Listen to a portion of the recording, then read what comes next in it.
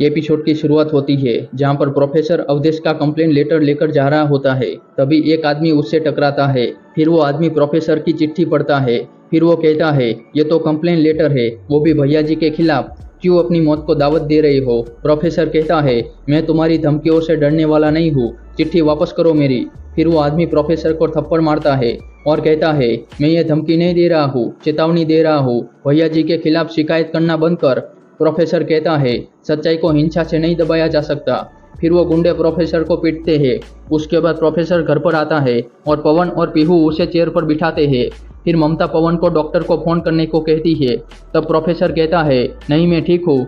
उस अवधेश के गुंडे क्या सोचते हैं, मुझे कुछ लाठियां मारकर मेरी चिट्ठी फाड़कर मेरा हौसला तोड़ देंगे? नहीं, बल्कि मेरी निष्ठा और बढ़ गई है। जब तक मैं अवधेश को जेल नहीं भिजवा दूंगा मेरी कलम नहीं रुकेगी। ममता कहती है अब तो संभल जाइए, क्यों अपनी जिद पर अड़े हुए हैं, छोड़ दीजिए अपनी इंसाफ की लड़ाई। उसके बाद पवन को गुस्सा आता है और वो अवधेश के पास जा रहा होता है। तभी प्रोफेसर उससे कहता है सब्र रख, जवाब जरूर आएगा। पवन कहता है जवाब आने में बहुत देर हो जाएगी, इस बार हमें ईंट का जवाब पत्थर से देना ही होगा। ममता कहती है पवन तू इनकी बात क्यों नहीं मान रहा? पवन कहता है नहीं माँ, इस बार मैं किसी की भी बात नहीं मानूंगा। फिर पीहू पवन से कहती है बहादुरी शक्ति का प्रदर्शन नहीं है, अपने गुस्से पर काबू रखना ही सही बहादुरी है। और एक बार मामी के बारे में सोचिए, अगर हिंसा से लड़ाई लड़ते लड़ते आपको जरा सी भी चोट लग गई तो क्या बीतेगी उन पर। फिर पवन पीहू की बात मान लेता है। उसके बाद पीहू सोचती है मेरा पूरा परिवार धीरे धीरे टूटता जा रहा है सिर्फ उस अवधेश के कारण, लेकिन मुझे इस मामले का अंत ढूंढना होगा। उसके बाद अमजद अवधेश को बताता है कि किसी ने प्रोफेसर को बहुत मारा है। तो अवधेश को गुस्सा आता है। फिर चुलबुल कहता है हो ना हो ये उस नाटा ठाकुर का किया धरा है। अवधेश कहता है इस बार उसका खेल ही खत्म कर देते हैं। चुलबुल कहता है उसने अपना ठिकाना बदल दिया है। अवधेश कहता है जाओ जाकर पता करो कौन सा ठिकाना है उसका। उसके बाद तन्मय नाटा ठाकुर से कहता है रोज सुबह हनुमान जी की मूर्ति के सामने पहलवानी करता है, उसके 3 आदमी हमेशा उसके साथ रहते हैं। तभी वहाँ पर फायरिंग होती है।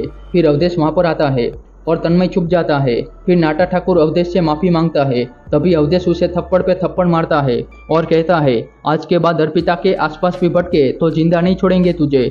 फिर अवधेश वहां से चला जाता है। उसके बाद नाटा ठाकुर तन्मय से कहता है तुम उसकी सुपारी हमें देने आए थे या हमारी सुपारी उसको दे आए हो? जब भी तुम आते हो तो पीछे पीछे वो भी चला आता है।